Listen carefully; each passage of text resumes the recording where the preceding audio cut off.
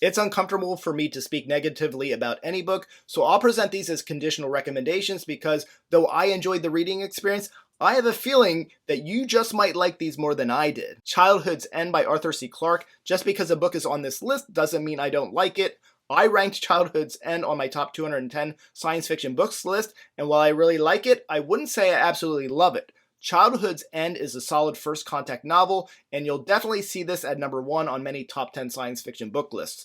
In Childhood's End, the visiting overlords show up and shepherd in the next stage in humanity's evolution. Most interesting about the story is what the evolution looks like. Reading it decades ago, it was fascinating. Reading it decades later, after having consumed other science fiction that was influenced by, borrowed from, or improved upon Clarke's work, I just wasn't able to find it as interesting the second time around. The beginning and the end of the book have interesting ideas, but the characters and the events in the middle of the book range from dull to fine.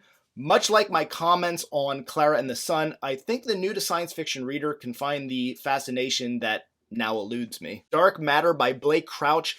Dark Matter is a highly satisfying science fiction read and is at times nearly unputdownable.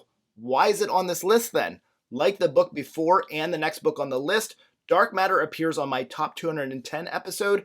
It's a great reading experience. I just happen to know that others love it. A lot of first-time science fiction readers think of this as heavy and deep science fiction. It's a bit of a pet peeve for me because I feel the book sacrifices depth and heaviness for fun, whimsical, and entertaining. This is also why I've often recommended this book to first-time science fiction readers. It's a slam dunk. Who doesn't want fun and whimsical? I happened to pick up Dark Matter years ago at an airport bookshop. It was a great beach read because it's very easy to get into, and the action is a constant flow. Dark Matter is a quantum physics parallel universe thriller. Main character Jason is possibly lost in the multiverse, confused, separated from his family and his normal life. Can he figure out what's going on? Where he is? Can he get back? And does he want to get back? Dark Matter is a great page turner. The Long Way to a Small Angry Planet by Becky Chambers. As mentioned, this also landed on my top 210 science fiction books list. This is a really good modern space opera, and I've recommended this more than once.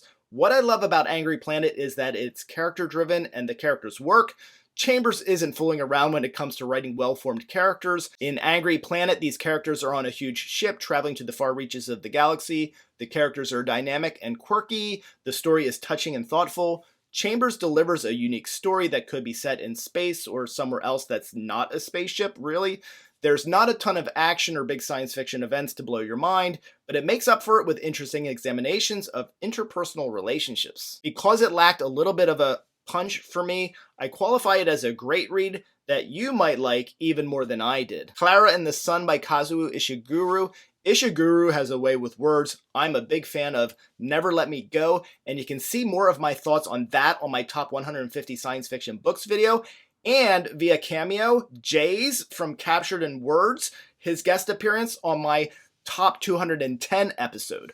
I won't pan Clara and the Sun because even though it's maybe a 2-star read for me, the prose is solid and it's definitely going to leave the right reader breathless. I can overlook a lack of well-rounded characters in my science fiction if the ideas are there. I can't overlook a lack of original ideas. The characters in Clara and the Sun were not that interesting to me, and the ideas, sadly, were too similar to those that I've seen in great science fiction that the book failed greatly in comparison. When you use a non-human, particularly AI, as a means to examine themes of humanity and love, you put your work at the doorstep of greats like Asimov, Banks, Dick, and others. For me, Clara and the Sun was a reboot of Asimov's short story Robbie, extended to novel length. Ishiguro knocks on the door, so to speak, presenting questions about empathy, humanity and society, acceptance, etc., but not in any way that adds anything new or even meets the bar that was set by those other legendary authors. In fairness, had I not read Banks, Reynolds, Dick, etc., I might have appreciated it more. In Clara and the Sun, Clara, an intelligent, learning robot, is purchased as a companion for a sick girl. The world Ishiguro creates is somewhat similar to our own, but with some ambiguous atmosphere that we're left to wonder about. Everything feels intentionally and in a compelling way just a little bit off. I also suggest a reader that's coming into Clara as a first science fiction read and enjoying it is in luck, because the next stop will be, in my opinion, superior work from those other authors that I've already mentioned. This is How You Lose the Time War by Amal El-Mohtar and Max Gladstone. I was so excited to read this after it came out a few years ago, as it was recommended to me by my few local friends who are actually voracious science fiction readers. Time travel is also a top 3 or a top 4 science fiction subgenre for me. Working in the novella's favor is that it is absolutely unique and inventive. It's at times lovely prose, and the at times interesting and unique characters. Working against it for me are the at times flat characters, the not quite believable world building, and the death knell, the insta-love romance. Also curious with Time War is that there feels a distinct split in prose and tone in the first half of the book, something akin to a young adult romance, versus the second half of the book that contributed more poetic prose and a trippy jaunt through time and space. In This Is How You Lose the Time War, a spy versus spy setup, two dominant agencies are at war. One is more tech-based and the other is more natural, organic, and tied to the Earth, I suppose. Agents Red and Blue are the best at what they do, and they're at opposite sides working to advance the goals of their respective agencies.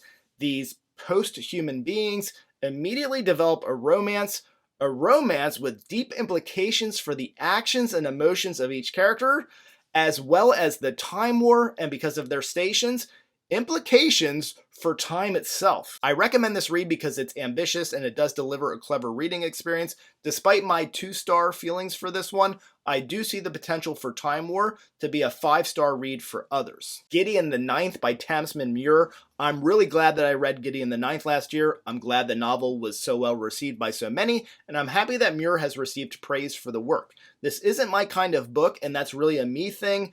I was expecting more science fiction and not so much House of Horrors. I don't mind horror in my sci-fi, but this was fantastical horror. This was animated skeletons killing people, fantasy-based horror. What I appreciate about the book is that Muir, as a writer, definitely seems to be trying to do something new and isn't afraid to take chances. For me, this worked more often than it didn't. Muir also develops a really great sense of mystery in the book. Gideon drifts science fiction because it's set in space, but other than that, it's not really science fiction. Oddly enough, the part that worked best for me was the romance. For the right audience, Gideon and Harrow, the two main characters, will be very appealing to follow. In Gideon the Ninth, the different ruling houses of the Empire are vying for roles in the Emperor's inner circle. The houses are led by necromancers who will compete in the hopes of becoming liker to the Emperor. These necromancers each have different magical powers and will utilize these to get the upper hand in what feels like a haunted house amazing race type competition. Those who will love this book are likely to engage strongly with the Harrow and Gideon relationship, the sense of mystery, and the alliances and conflicts that form during the competition. A Light from Uncommon Stars by Rika Aoki. I read this as a buddy read last year with my friend Erica from the channel The Broken Spine. There's a lot to like in this book, from a diverse cast of characters, an interesting blend of science fiction mixed with the world of violinists, and some questions that arise about the afterlife relative to what part of the universe that you happen to perish in. Main character Katrina is transgendered, a talented violinist, the victim of abuse, and eventually a runaway. She catches the eye of Shizuka, the Miranda Priestley Devil Wears Prada of the violin world. Shizuka is the top curator of violin talent in the world, a status that she's reached by delivering souls of other talented violinists to a very aggressive demon. That's as much as description as I think is needed to let you know the type of book that you're about to get into. It's also enough to explain why it didn't work for me. The science fiction elements I didn't mention because they are barely present or significant, and the idea of bargains with the devil is just not my ball of yarn. The science fiction side of things is the insta-love interest between Shizuka and an alien refugee who owns and runs a local donut shop. I'll recommend this because for the right reader, this will be a hit. Too many people that I respect have loved this book, and even if I didn't, I understand why they did. Again, the science fiction attempts did not register for me, but surprisingly, it was fun enough to take the ride through the world of violin craftsmanship, violin repair, violin performances, and that whole world that Aoki presented. Thank you for watching. I'm Michael Leverts, and this is Fit to be Read.